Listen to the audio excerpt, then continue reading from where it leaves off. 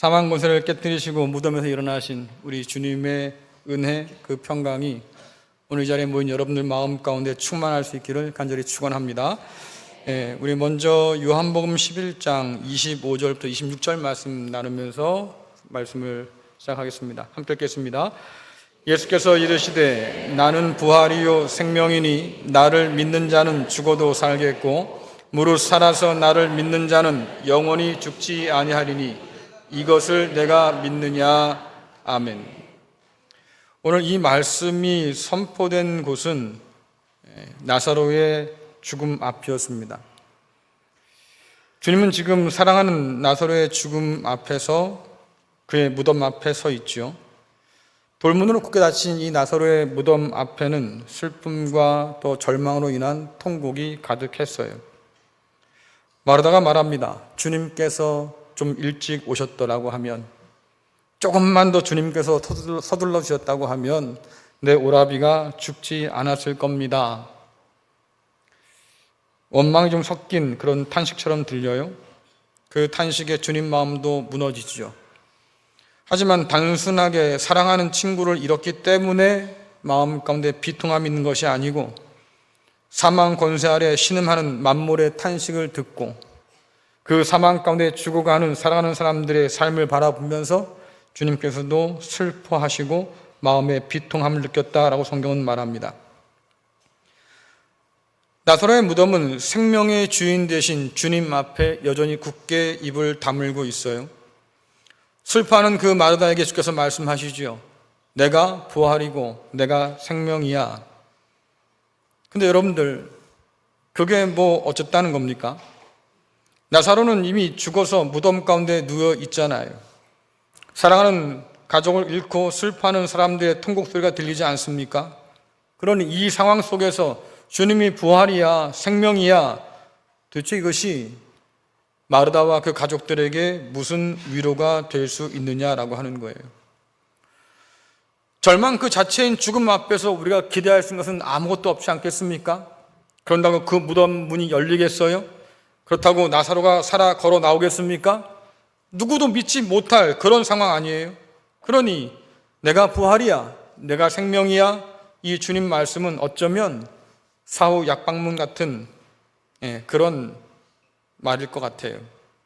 사람이 죽은 다음에야 약지면 무슨 소용이 있습니까? 너무 늦었다라고 하는 거지요.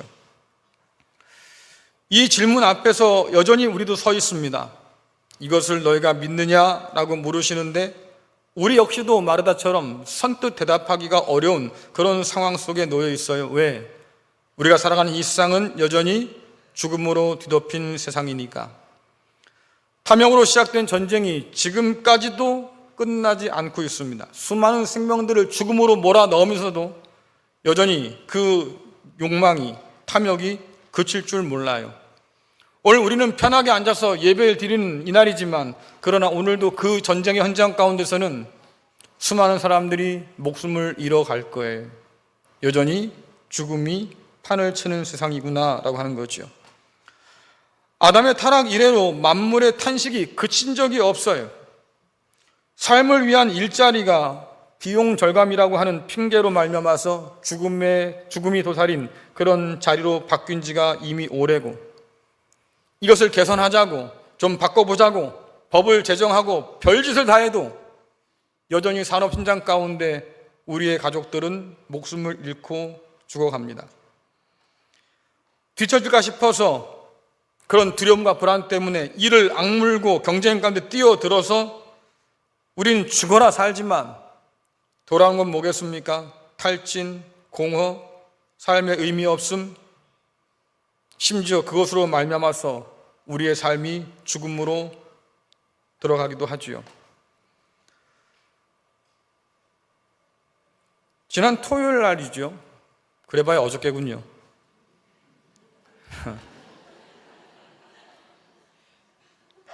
특세를 마치는 날이었어요. 우리가 늘 하던 것처럼 우리 자녀들이 나와서 기도 제목을 가지고 기도를 받는 그런 시간들이 있었는데요. 꼬마 아이가 나와서 기도 제목을 내밀었는데 난 참 놀랐습니다. 저는 예수님이 빨리 오게 해주세요. 너무 기특했어요. 그런데 그 아이가 지나가고 초등학생이 지나가고 중학생들, 고등학생들이 이제 남아서 기도를 받는데요. 참 희한하지요. 나이가 점점 들어갈수록 기도의 제목이 점점 더 무거워져요. 한 아이가 그럽니다. 불안해요. 뭐가 난 그렇게 불안하니? 시험이 다가오고 있는데 불안해요. 물론 그렇겠지요. 시험 잘 보고 싶을 테니까. 그럼 잘 보면 되잖아요. 근데 망칠까 두려운 거예요. 아직 일어나지 않은 결과인데도 불구하고 미리 지레 짐작하고 있는 거죠. 제가 그랬어요. 너는 왜 너 자신을 벼랑 끝에 몰고 있냐? 남들이 널 벼랑으로 밀어도 너는 그러지 말아야지. 너는 왜 스스로를 절벽 끝에 벼랑 끝에 세워두냐? 그래요. 그런 아이가 한둘이 아니에요. 불안해요. 두려워요. 염려와 걱정 가운데 살아가는 아이들이 얼마나 많습니까? 그 삶의 무게를 그 어린 아이들이 견디지 못해서 스스로 자신을 해하는 일들이 여전히 이 세상 가운데는 벌어지잖아요. 우리는 그저 TV를 보면서 떠들고 웃고 그렇게 지나가는 것 같지만, 그러나 그 가운데서도 웃지 못한 사람은 있고 여전히 절망 가운데 시달리는 사람은 있겠다. 나라가 반으로 나뉘었습니다. 제법 오래됐지요. 이 분단의 현실은 죽음이 가져다주는 또 다른 얼굴이에요. 우리는 서로를 바라보면서 여전히 무기를 겨누고 있고 언제 전쟁이 일어날지도 몰라 이런 불안을 평상시에도 우리는 안고 살고, 다른 나라에 전쟁이 터졌다고 하면 그 불똥이 우리한테 튈까 봐 말입니다. 전전긍긍하며 살고, 그런 우리가 약점을 보이니까 위협도 하지 않습니까? 야, 그 땅 조심해야 될걸. 우리는 이런 소리를 들을 때마다 불안을 경험해요. 이 땅은 여전히 죽음 가운데 놓여 있겠다. 달력을 한 장 한 장 넘깁니다. 우리는 그 달력을 넘기면서 매월 죽음을 기억하는 슬픈 날들을 우리는 지내고 있어요. 우리의 역사는 그렇게 슬픈 날들로 점철되어 있지요. 수많은 사람이 목숨을 잃은 날들, 그것이 한 번이고 두 번이고 아니라 끊임없이 반복되고 있는 이 끔찍한 날들, 여전히 그래서 가족을 잃고 슬퍼하는 사람들의 눈물은 그치지 않고, 좀 더 좋은 세상을 만들어 달라고 요청을 해도 묵살당하기 일쑤고, 또다시 누군가는 우리 가운데 죽어가는 그런 현실을 우리는 맞대고 살아요. 그러니 여러분들, 부활이 도대체 우리에게 무슨 의미가 있습니까? 이런 우리에게 여전히 부활은 낯선데, 그 생명으로 산다는 것이 그렇게 우리한테는 와닿지 않는데, 이런 마당에 주님께서 부활이다, 생명이다, 그 주님께서 우리에게 위로가 되고 힘이 된다, 과연 그렇게 말할 수 있을까? 이런 우리에게 주께서 묻는 거지요. 이것을 내가 믿느냐? 여러분들, 이 주님 음성에, 주님 물음에 우리는 도대체 무엇이라고 답할 수 있을까? 사실 나사로가 중병에 걸렸다는 소식을 듣고 주님도 마음이 좀 괴로웠을 거예요. 한달음에 달려오고 싶었을 겁니다. 그런데 성경을 보면요, 주님께서 서두르지 않아요. 비상대랑이 켜고 말입니다. 사이렌 울리고 막 달려와야 될 텐데, 내 친구 나사로가 죽는다고 저리 비키라고 막 와야 될 텐데, 주님께서 지체해요. 엉뚱한 곳에 들려서 계시기도 하시고, 결국 어떡합니까? 나사로가 다 죽은 다음에야 그 무덤 앞에 지금 서 계신 거예요. 왜 그랬을까? 본문을 살펴보면 그 생각이 들어요. 죽음 앞에서 절망하는 사람들, 슬퍼하는 사람들, 그들에게 주님께서 꼭 해주고 싶었던 말씀이 있던 거지요. 어떤 말씀이에요? 나는 부활이다, 나는 생명이야. 나를 믿는 자는 죽어도 살겠고 살아서 나를 믿는 자는 영원히 죽지 않는다. 이 말씀을 죽음의 현장에 있는 사람들에게 해주고 싶어서 주께서 지체하고 무덤 앞에 지금 서 계신 거예요. 요한복음을 읽었던 사람들은 아마도 이 말씀에 심각한 충격을 받았을 겁니다. 물론 이 편지는 그 당시 유대인 공동체도 읽었겠지만 이방인 공동체도 읽었을 테니까, 이방인들이 갖고 있는 그런 종교라든가 옛 이야기라든가 신화에 보면 종종 영웅들이 등장하잖아요. 죽음의 세력에서 벗어나서 승리한 영웅, 지옥까지 내려갔다가 말입니다. 지옥의 권세를 다 무찌르고 버젓이 살아 돌아온 그런 영웅, 그런 기록들이나 그런 어떤 전설들은 여전히 남아있던 거지요. 그런데 특징이 하나 있어요. 그렇게 살아 돌아온 영웅은 자기가 그렇게 능력 있다, 힘 있다는 것을 과시할 뿐이지요. 사람들의 칭송을 받고 영광을 받고 사람들의 입에서 말입니다, 입으로 전해지는 그런 노래 가운데 들려지고, 근데 그리스도 예수의 죽음은 또 부활은 그들과 달라서 오늘 말씀에 보니까 뭐라고 그럽니까? 믿는 자에게 내가 이 생명을 줄 거야. 다시 말하면 주님의 그 생명을 누군가와 함께 나누고 공유한다고 말씀하셔요. 나를 믿는 자는 죽어도 살 거야. 살아서 나를 믿는 자는 영원히 죽지 않는 생명을 누리게 될 거야. 그 생명이 누구 건데요? 주님 거잖아요. 내가 부활이고 내가 생명인데 나를 믿는 자에게 이 생명을 함께 공유할 거다라고 말씀하신 거지요. 이것을 믿을 수가 없던 거예요. 그 생명을 다른 누구와 함께 공유한다고 믿을 수가 없던 거지요. 그래서 초기 기독교에 관련된 자료들을 찾다 보면요, 그 문헌 가운데 그런 기록들이 있습니다. 왜 그들이 핍박받았을까? 그 원인 중에 하나가 뭐예요? 부활의 소식을 전했기 때문에. 우린 너무나 쉽게 받아들이고 당연한 것처럼 받아들인 이 얘기인데 그 당시 사람들은 믿을 수가 없던 거지요. 야, 그런 혹세무민하는 터무니없는 그런 얘기들을 하는 사람들을 어떻게 우리 가운데 남겨둘 수 있겠냐, 쫓아버리자. 그러니까 핍박도 하고 죽이기도 했던 거예요. 이렇게 반대가 심했던 이야기가 부활이고 믿을 수 없다고 했던 이야기가 부활인데, 그럼에도 불구하고 교회 공동체는 이방 지역에 하나님의 말씀을 증거하면서 그리스도 예수의 부활의 놀라운 소식을 끊임없이 전합니다. 그렇게 그것 때문에 핍박받으면, 그것 때문에 미움받으면, 그것 때문에 오해받으면 좀 슬쩍 빼도 되잖아요. 그렇죠? 슬쩍 빼고 아닌 척 하다가 나중에 살짝 우리끼리 얘기인데 예수님이 부활했다고 우린 그걸 믿는 사람들이야, 뭐 이렇게 얘기해도 누가 뭐라고 그러겠어요. 하지만 있는 그대로 전하지요. 자, 고린도전서 15장 20절 말씀 읽겠습니다. 시작. 그러나 이제 그리스도께서 죽은 자 가운데서 다시 살아나사 잠자는 자들의 첫 열매가 되셨도다. 아멘. 이 첫 열매는 가장 먼저 익은 곡식이란 뜻입니다. 이스라엘 백성들이 초실절이라고 하는 절기를 지켰는데요, 이때의 추수의 첫 곡식을 하나님께 제사로 드리는 거예요. 하나님 감사합니다, 이렇게 첫 곡식을 주셨습니다. 이 감사 가운데는 어떤 기대가 있냐면 첫 번째 곡식이 이렇게 익었으니까 아직 들판에 남아있는 남은 곡식도 점차 익어가서 우리가 풍성한 추수를 하게 될 겁니다. 그래서 미리 감사드리면서 그 열매를 드리는 거지요. 여러분, 오늘 오시면 교회 마당에 벚나무 보셨죠? 꽃이 너무 이뻐요. 그렇죠? 너무 이쁘잖아요. 우리만 그렇게 보는 게 아닌 것 같아요. 지나가던 사람들 와가지고 사진 찍고 뭐 그런 거 보니까 아, 우리 교회 명물이긴 하겠다 싶은데요, 지난 주일날이었어요. 제가 일부 예배 마치고 식사하고 올라오면서 잠깐 봤는데요, 꽃몽오리가 잔뜩 물을 먹었어요. 야, 이거 터지겠다. 근데 살펴보니까 터진 건 없어요. 1부 마치고 2부 마치고 3부 마치고 회의 마치고 돌아갈 때쯤 보니까 몇 개가 탁 터졌어요. 그렇죠? 월요일이 지나고 화요일이 됐습니다. 우리 목사님 중에 소녀 감성을 가진 분이 좀 계시거든요. 어머머, 목사님 왜요? 제가요 세봤어요. 하나 둘 셋 넷 6송인가 폈는데요.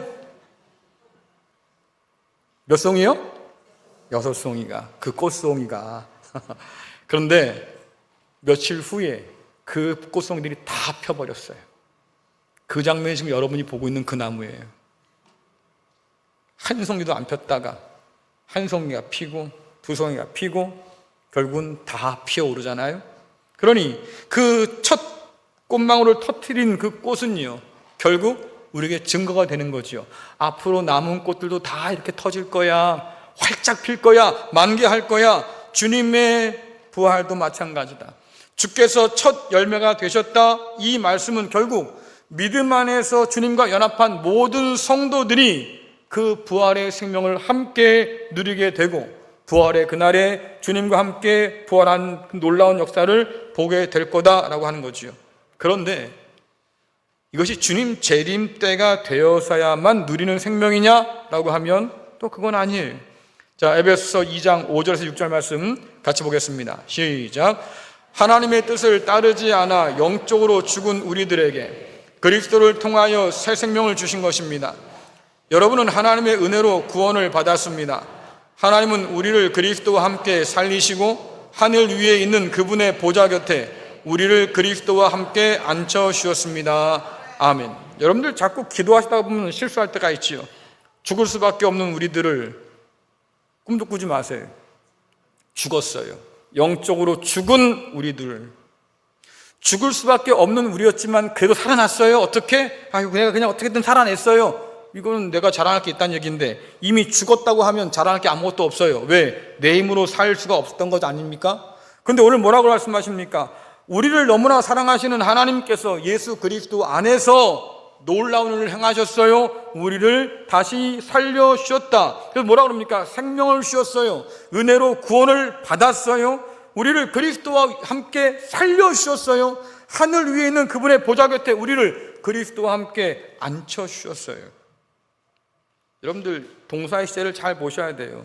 하나님께서 예수 그리스도 안에서 우리에게 생명을 주실 거예요가 아니라 주셨다고 하잖아요. 은혜로 우리가 구원을 앞으로 받게 될 거예요가 아니라 이미 받았다고 얘기하잖아요. 우리를 그리스도 예수와 함께 앞으로 살려주실지도 몰라요가 아니라 이미 살려주셨다고 얘기하셨잖아요. 그리스도와 함께 우리가 하늘 보좌 옆에 앉았어요. 이미 이 일은 이루어진 거예요. 장차 누리게 될 미래의 어떤 날의 소망이 아니고요, 이미 이루신 일들을 우리에게 지금 보여주는 거지요. 핍박 중에도 소망으로 인내할 수 있는 이유가 뭡니까? 앞으로 이루어질 그 언약 때문이 아니고 이미 이루게 하셔서 누리게 하신 그 은혜 때문에 우리가 견딜 수 있는 거예요. 자, 베드로전서 1장 3절 말씀 보겠습니다. 시작. 우리 주 예수 그리스도의 아버지 하나님께 찬양을 드립시다. 하나님은 자비로우셔서 우리에게 산 소망을 주셨습니다. 죽은 자 가운데 예수 그리스도께서 부활하심으로 우리는 새 생명을 받은 것입니다. 이미 산 소망을 주셨고 새 생명을 받았어요. 당시 초대교회 성도들은 로마 제국에 아주 심각한 탄압을 받았는데요, 멀쩡히 살던 집을 뺏깁니다. 직장도 쫓겨나고요, 심지어 잡혀서 옥에 가뒀다가 맹수의 밥이 되도록 말이지요, 그렇게 원형 경기장 안으로 밀어 넣었어요. 죽음의 위협 한가운데 그들이 떨어지게 된 거예요. 그림 하나 보여주세요. 저런 그림이죠. 원형 경기장에 사자가 한 마리 있지 않습니까? 그 뒤로는 호랑이와 기타 등등의 짐승들이 지금 올라오고 있는 중이에요. 눈앞에 뭐가 있어요? 그들이 보니까 좋은 먹잇감들이 있어요. 사람들이 잔뜩 모여 있는데 그들이 지금 하나님께 기도하고 있는 중이에요.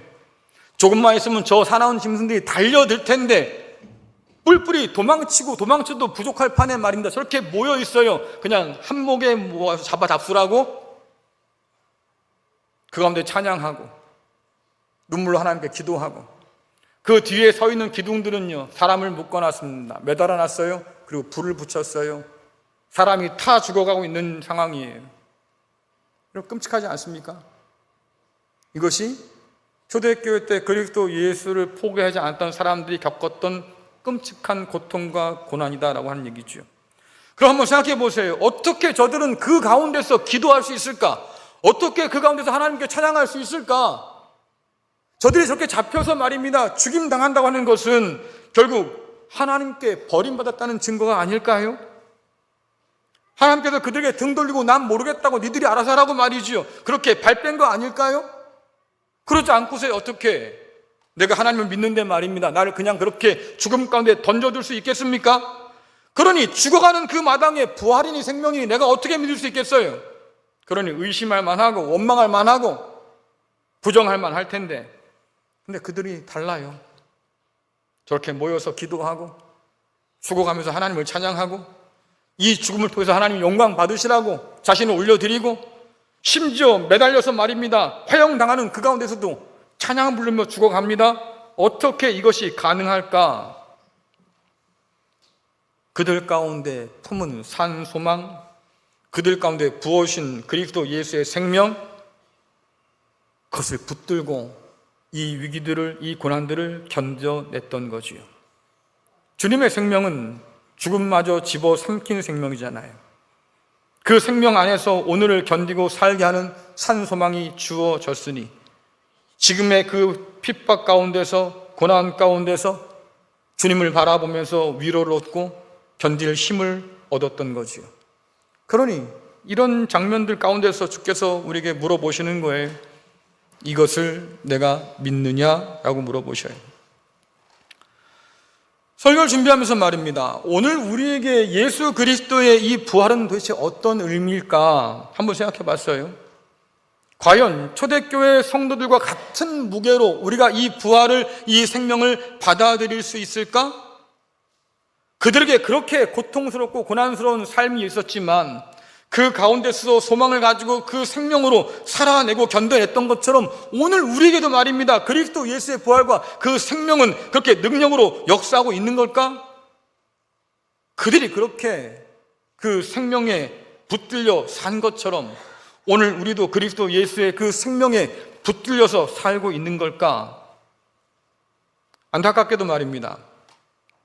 오늘날 예수 그리스도의 부활과 그 생명은 이 시대를 살아가는 많은 사람들에게 여전히 믿업지 못한 이야기로 들릴 뿐인 것 같아요. 오히려 기술에 기대어서 불멸을 꿈꾸는 것이 훨씬 더 타당하고 그럴 때 보이는 그런 시대에 우리는 살아요. 기술이 약속하는 영생 불멸이 있지요. 그것을 꿈꾸는 이 시대의 노화라고 하는 것은 그냥 자연스러운 현상이 아닌 거지요. 이것은 질병 같은 것이어서 반드시 고쳐야 된다고 하는 강박을 우리는 가지고 살아요. 눈이 좀 처진 것 같아. 그럼 뭘 발라야지. 그렇죠? 땡겨줘야 되는데. 근데 시간 지나면 또 처져요. 그럼 또 땡겨야 돼요. 나중에 눈이 안 감겨. 실패하는 일이잖아요. 젊어지겠다고 운동도 하고 젊어지겠다고 약도 먹어보고, 그렇죠? 이런저런 일을 다 해도 결국 우리는 늙어갈 뿐인데, 근데 우리는 이것을 부정하고 싶어 해요. 이 자연스러운 과정들을 우리는 벗어나고 싶어 해요. 그러니까 많은 기업들이 말입니다. 인간 세포의 유전 시계를 거꾸로 돌리는 역노화를 지금 연구 중이에요. 어떻게 하면 이 시계를 거꾸로 돌려서 우리가 젊음을 다시 회복할 수 있을까를 연구한다 그 말이죠. 혹은 늙은 세포만을 골라서 파괴하는 약물들을 개발하는 데 돈을 들기도 하지요. 결국은 기술이 가져다주는 현대판 그 불로초를 위해서 사람들은 천문학적인 돈을 쏟아부을 수 있는 그런 시대를 우리는 지금 살고 있는 거예요. 이런 시대의 과학은 이미 종교지요. 내가 너희를 노아에서 자유케 하리라. 내가 너희를 죽음에서 자유케 하리라. 무엇으로? 기술로. 과학 기술로 난 그렇게 할 거야. 그런 것을 꿈꾸는 시대에 살고 있어요. 이제는요, 사람들의 의식을 칩을 통해서 옮길 수 있다고 하지 않습니까? 그러니까 그런 연구들이 계속 되고 있는데, 어쨌든 사람이 갖고 있는 정보라고 하니까 이 정보를 컴퓨터에 옮길 수 있는 시대를 곧 우리는 맞이하게 될 수 있겠다. 이런 얘기가 나오고요. 또 우리의 장기 복제를 할 수 있는 그런 시스템이 되면 우리가 아플 때마다 아픈 장기를 떼내고 말입니다. 새로운 장기를 갖다가 집어넣으면 되지. 이런 얘기도 나오고요. 이제는 복제 인간을 만들어서 말입니다. 뇌만 바꾸면 혹은 정보만 바꾸면 나는 영원히 살 수 있지. 이런 엄청난 꿈까지 꿀 수 있는 그런 시대가 지금 되고 있다 그 말이에요. 우린 다를까? 실상 우리도 그 종교를 맴돌면서 혹시라도 그럴 수 있지 않을까? 우리도 그렇게 바라고 있잖아요. 이런 시대 가운데 주께서 물어보시는 거예요, 우리한테. 내가 부활이야, 내가 생명이지. 근데 너는 이걸 믿을 수 있겠냐? 라고 지금 물어보시는데 우리는 여기에 대해서 무엇이라 답변할 수 있을까? 바울이 말합니다. 부활이 없으면 우리 믿는 것이 다 헛됩니다. 부활이 없다고 하면 그것을 믿는 우리가 가장 불쌍한 사람입니다. 이렇게 얘기해요. 왜? 부활이 없다고 하면 그리스도 예수의 십자가의 공로가 아무것도 아닌 거지요. 우리의 죄가 씻긴 게 아니에요. 그러니 우리가 하나님의 자녀가 된 것도 아니고요. 하나님 나라의 상속자가 된 것도 아니잖아요. 근데도 우리는 만약에 그런데도 불구하고 우리는 그런 줄 알고 산다고 하면 우리는 지금 착각 속에서 살아가고 있는 사람이니 얼마나 그것이 불쌍하냐라고 얘기하는 거예요. 그런데 전혀 다른 의미에서, 오늘 우리는 전혀 다른 의미에서 이미 불쌍한 사람이 되었는지도 몰라요. 왜? 참된 부활의 생명을 이미 받았음에도 불구하고 믿지 못해서 누리지 못한다면 우리는 진짜 불쌍한 사람으로 살기도 하겠구나. 우리 눈에는 이 세상은 여전히 죽음이 가득한 세상으로 비쳐요. 끝나지 않은 전쟁들, 생존을 위해서 치열하게 경쟁 가운데 뛰어드는 삶들, 그 가운데서 지쳐가고 불안 가운데 쓰러지는 사람들, 그래요. 우리의 일상이 다 불안한 그런 세상을 지금 살고 있지 않겠습니까? 그러니 의미 없는 것에 집착하다가 결국 공허에 사로잡히고, 야, 내 인생 이게 뭘까 싶어서 말입니다, 허무에 빠진 사람들이 늘어가기 시작하고, 그래서 약에 취하고 술에 취하고 무엇에 중독되는 사람들이 그렇게 늘어가기 시작하고, 그럼에도 불구하고 말입니다, 이런 노력에도 불구하고 생로병사의 굴레는 여전히 우리 삶을 무겁게 짓누르고 있고, 그 가운데 살아가는 우리는 버거워서 허덕이면서 말입니다, 눈물이 마를 날이 없고 매번마다 탄식을 쏟아낼 수밖에 없는, 야, 내가 이러고도 살아야 되냐? 이런 얘기를 입에 달고 살면서도 어쩔 수 없이 살아낼 수밖에 없는 이런 날들을 우리는 살아가고 있다 그 말이지요. 이런데 주님 약속하신 부활의 그 생명이, 능력이 어디 있어요? 이런데 우리가 맛볼 하늘의 위로가 어디 있냐 그 말이에요. 그런데도 주께서 오늘 우리에게 물으시는 거잖아요. 나는 부활이야, 생명이지, 너희가 이것을 믿느냐? 라고 물으신다고 하는 거예요. 그냥 그렇게 좀 대들어보고 싶기도 해요. 그러니까 말입니다, 주님, 그건 제가 할 소리지요. 그 주님의 약속을 믿을 수 있습니까? 내가 믿어야 하는 겁니까? 정말로 믿을 수 있어서 나한테 지금 그걸 믿으라고 하는 겁니까? 물어볼 수 있잖아요. 주님 삶을 보세요, 세상을 보세요. 이게 얼마나 끔찍한 세상입니까? 이런데도 어떻게 나한테 부활을 믿으라고, 그 생명을 믿으라고 지금 말씀할 수 있습니까? 우리는 이 소리가 여기까지 차요. 제가 목사여서 차마 입에 못 내미는 거지. 저 목사가 이상해, 믿음이 없는 거 아니야? 이럴까 봐. 여러분은 다르냐고요? 그런 의문, 이런 불안들은 누구나 다 안고 산다. 그런데 우리는 전혀 다른 유형의 답을 주님께 드릴 수 있지 않을까요? 너희가 이것을 믿어? 라고 말씀하실 때, 아멘, 주님, 믿지요. 내가 믿어요. 내 안에 세상을 이길 수 있는 주님의 생명과 그 산 소망이 이미 주어졌음을 나는 믿어요. 내가 오늘 그 산 소망 가운데서 살고 있는 겁니다. 세상이 아무리 힘들어도 말이죠, 그 생명 가지고 내가 지금 버티고 있는 겁니다. 이렇게 말할 수도 있을 텐데, 그럼 둘 중 하나잖아요. 여러분은 어떤 대답을 주님께 드릴 수 있을까? 주님의 부활을 축하한다고 이곳에 모인 우리가 주님께 드릴 답은 무엇일까? 세상은 과학과 기술이라고 하는 이 헛된 우상에 기대서 죽음을 어떻게 하든 늦춰보려고 발버둥쳐요. 어떻게 하든 한번 벗어나 보려고 말입니다, 길을 쓰지요. 하지만 오늘 말씀에 뭡니까? 이미 우리에게는 부활의 영원한 생명이 주어졌다고 이야기해요. 우리의 주님께서 고난과 십자가를 넘어서서 부활의 첫 열매가 되심으로 이제 우리도 그 두 번째, 세 번째, 네 번째 열매가 될 수 있다고 성경은 우리에게 말해주지요. 그러니 우리가 지난주에 함께 나눴던 말씀처럼 이런 상황 속에서 예수를 바라봐야 한다고 성경은 말해주고 있는 거예요. 여전히 눈물과 한숨이 마르지 않는 치열한 일상이 계속되고, 그 가운데서 뒤처질까 봐 두려워 짓눌려 있는 우리들의 고단한 삶이지만, 이런 삶 가운데 주님께서 찾아오셔서, 죽음 같은 무덤 같은 우리의 삶 가운데 찾아오셔서, 아무런 소망도 남아있지 않은 절망의 그 자리에 우리를 찾아오셔서, 내가 부활이야, 내가 생명이지, 너는 그것을 믿느냐라고 물어보실 때, 주님, 내가 그 주님을 믿습니다. 그 소망이, 그 생명이 우리 안에 있음을 믿습니다 고백하는 저와 여러분 될 수 있기를 간절히 축원합니다. 그 믿음 안에서 우리의 겉사람은 매일매일 늙어가요. 그러니까 여러분들 신방하다 보면 그런 말씀 많이 하잖아요. 아유 목사님 이제는 자꾸 고장나는 게 많아져요. 무릎도 아프고 허리도 아프고 아픈 거 천지지 뭐. 그렇죠? 그래요. 우리의 겉사람은 시간이 지나면 그렇게 늙어가지만 그러나 성경에 보니까 속사람은 날마다 새로워진다. 그리스도 예수의 생명 안에서 우리의 속사람은 날마다 새롭다. 그러니 여러분들 그 생명, 그 소망을 가지고 죽음이 가득한 이 땅을 살아낼 수 있기를 간절히 축원합니다. 그냥 살라고 하는 게 아니에요.